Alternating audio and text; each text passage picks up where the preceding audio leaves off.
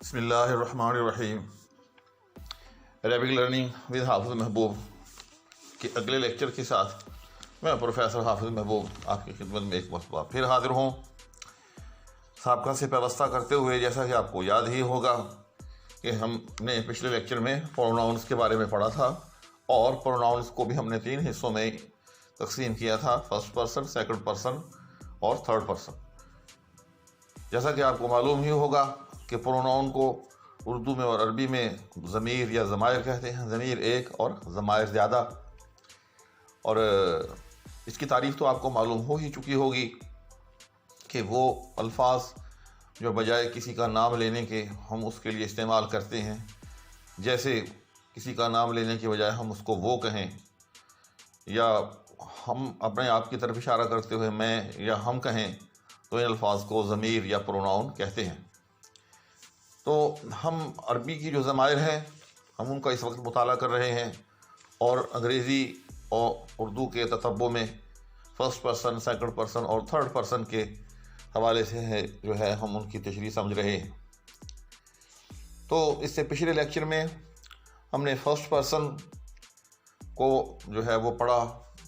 دوبارہ دہرا دیتا ہوں کہ فرسٹ پرسن سے مراد میں اور ہم ہیں، اور اس کو عربی میں متکلم کہتے ہیں۔ ایک واحد متکلم ہوتا ہے اور ایک جمع متکلم۔ واحد متکلم یعنی ایک اگر کلام کر رہا ہو تو اس کے لیے جو ضمیر ہے وہ انا ہے، اور جمع متکلم اگر زیادہ لوگ کلام کر رہے ہوں تو اس کے لیے ضمیر جو ہے وہ نحنو ہے۔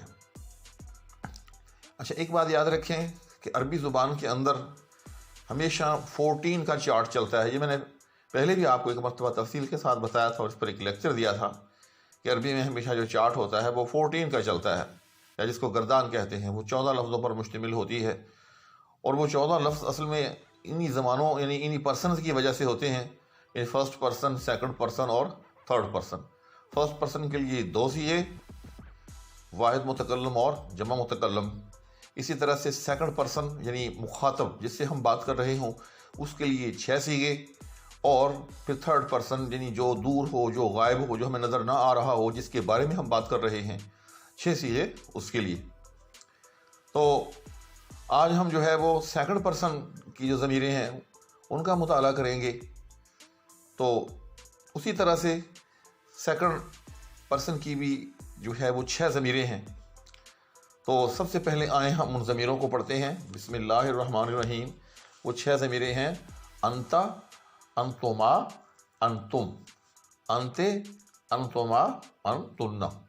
اچھا، ایک بات یاد رکھیں کہ چارٹ میں ہمیشہ آپ کہیں بھی گردان دیکھیں گے، چارٹ دیکھیں گے، یہ 6 لکھی ہوئی ہوتی ہیں، لیکن اس میں آپ نے دیکھا ہوگا کہ دوسری ضمیر اور اس کے بعد 5ویں ضمیر جو ہوتی ہے یہ سیم ہے۔ جی ہاں، انتما ہے۔ تو یہ اصل میں چونکہ عربی میں واحد تثنیہ جمع، واحد تثنیہ جمع یعنی 3 مذکر کے لیے اور 3 مؤنث کے لیے، تو اس طرح سے یہ 6 بن جاتے ہیں۔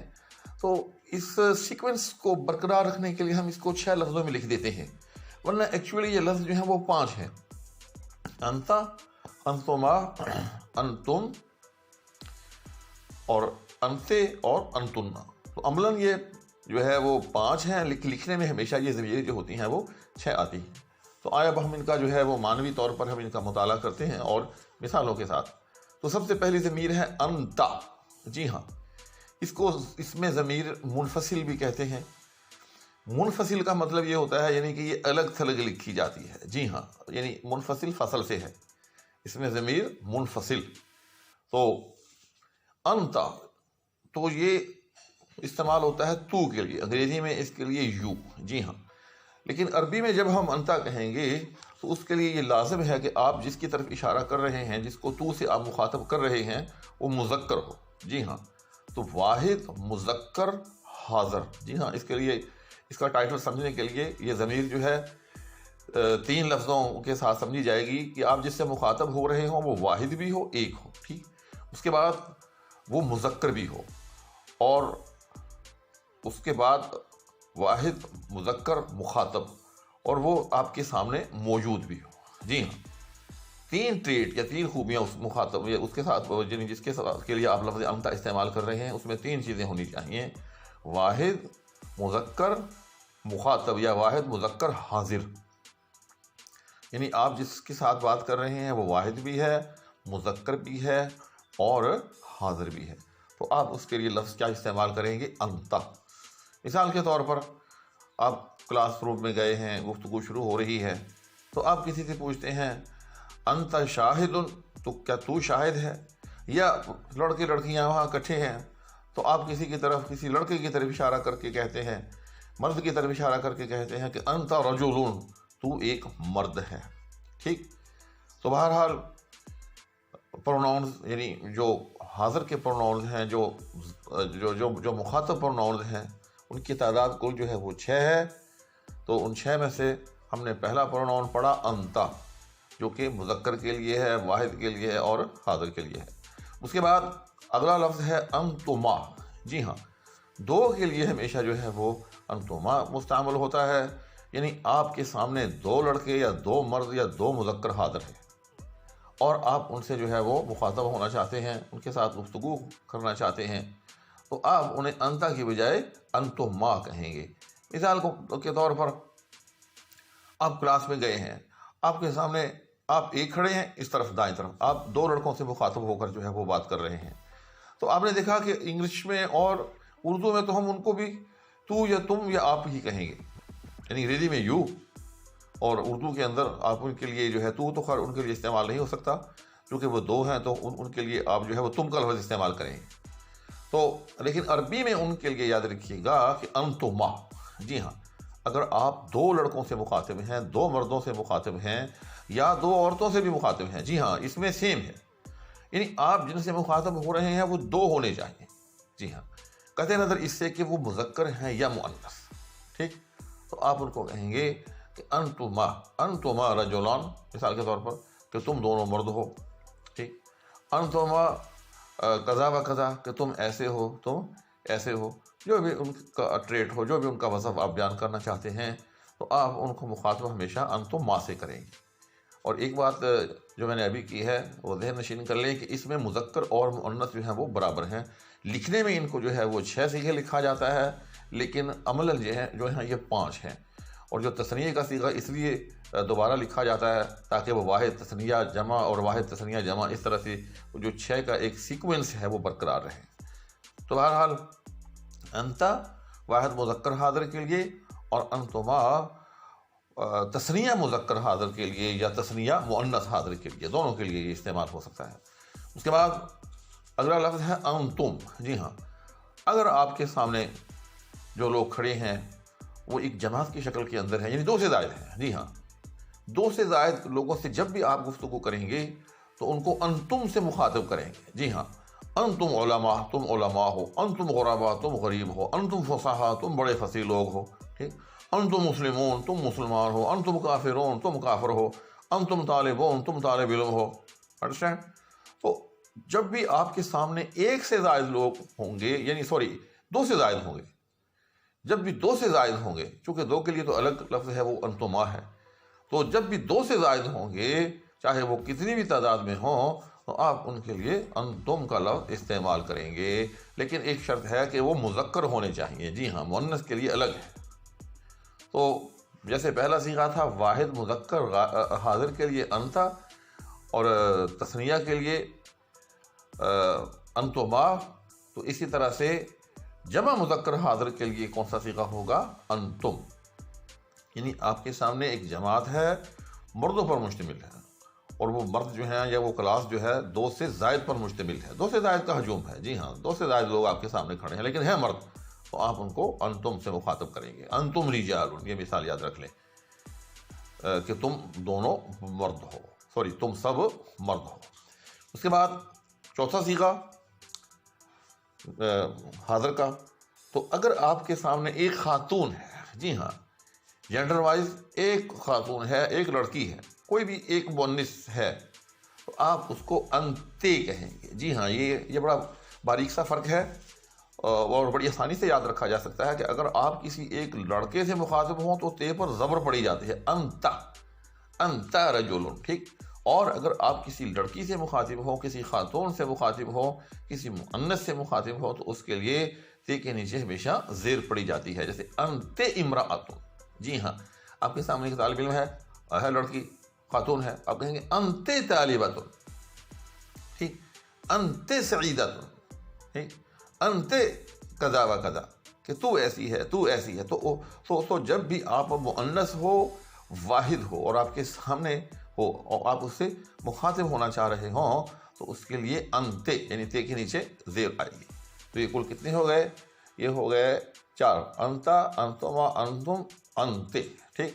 آگے پھر انتما، جیسے میں نے پہلے بتایا کہ ترتیب وار اس کو لکھ دیا جاتا ہے تاکہ وہ واحد تثنیہ جمع کی جو ایک تقسیم ہے وہ برقرار رہے، لیکن عملاً جو ہے وہ انتما یہ مذکر کے لیے بھی ہے اور مؤنث کے لیے بھی ہے۔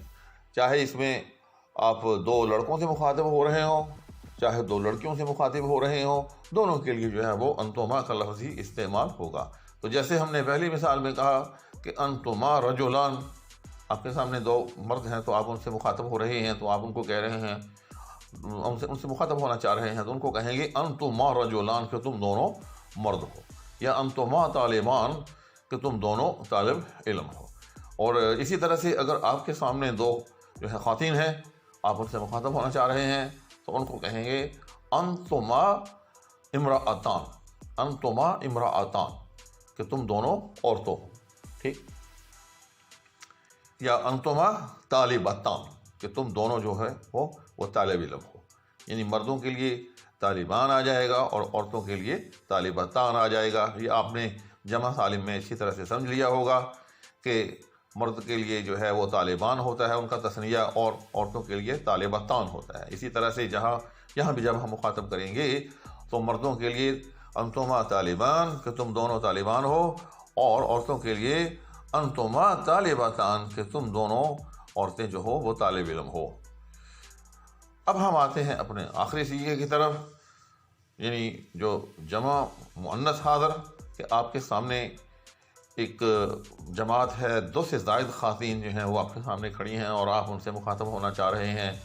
جیسے آپ گھر کے اندر ہیں، گھر کے اندر جو ہے بہت ساری خواتین جو ہیں گھر میں جو ہیں وہ جمع ہیں، آپ ان سے کوئی بات کرنا چاہتے ہیں، تو ان کے لیے لفظ ہوگا انتن۔ جی ہاں، انتن، یعنی انتن، اگر مثال اس کی سمجھنا چاہیں، انتن نساء، کہ تم سب عورتیں ہو، ٹھیک۔ تو کوئی بھی لفظ آگے ہو سکتا ہے، کوئی بھی ان کا وصف، کوئی بھی ان کی صفت بیان کی جا سکتی ہے، کوئی بھی بات ان سے کی جا سکتی ہے، لیکن ان کو مخاطب کس سے کیا جائے گا؟ انتن سے۔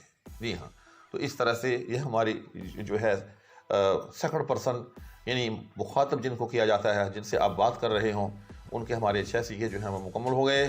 میں ان کی سمری ایک مرتبہ پھر دہرا دیتا ہوں کہ یہ کل 6 صیغے ہوتے ہیں عربی میں، یا 6 ضمائر ہوتی ہیں: انت، انتما، انتم، انتے، انتما، انتن۔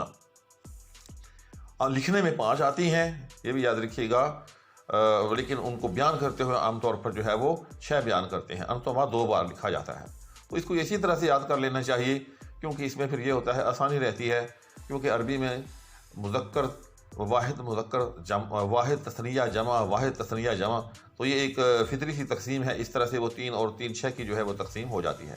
تو بہرحال انت، انتما، انتم، انتے، انتما، انتن۔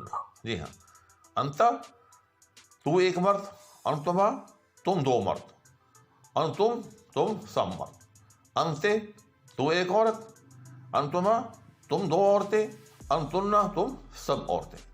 مزید اس کی پہچان کے لیے اب یہ بھی یاد رکھیے گا کہ انتا تو ایک مرد، اس کے مقابلے میں اگر ایک عورت سے مخاطب ہے تو انتے، یعنی انتا کے مقابلے میں انتے۔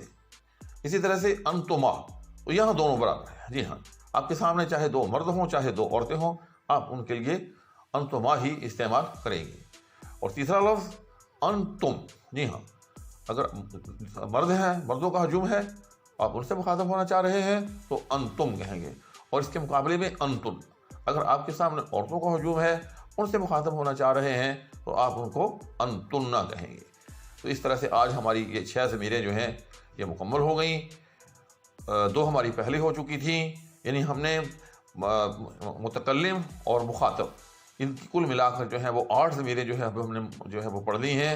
انشاءاللہ تعالی اگلے لیکچر کے اندر جو تھرڈ پرسن ہے جو غائب ہے جس کے بارے میں ہم بات کر رہے ہیں، یعنی وہ کیسے ہیں، وہ ایسے ہیں، ٹھیک. تو انشاءاللہ تعالی وہ 6 ضمیریں جو ہیں اگلے لیکچر کے اندر جو ہے وہ ہوں گی. امید ہے کہ آپ نے یہ لیکچر غور سے سنا ہوگا اور اس کو سمجھا ہوگا. اس استطاعت کے ساتھ کہ چینل کو سبسکرائب بھی کر لیں، ساتھ میں بیل آئیکن کو بھی پریس کر لیں. اللہ حافظ.